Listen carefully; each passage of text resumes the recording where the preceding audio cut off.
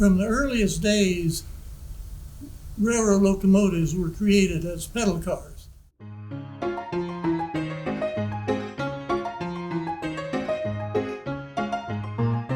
This one was created in 1928, made through the early 1930s. Fairly elaborate, as you can see. It had the cylinders, and as the child pedaled, the cylinders would operate.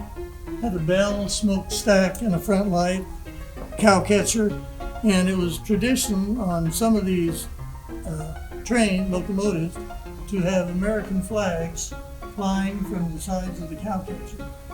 The locomotive was made again in the mid-1960s, but as you will see, it is much less elaborate.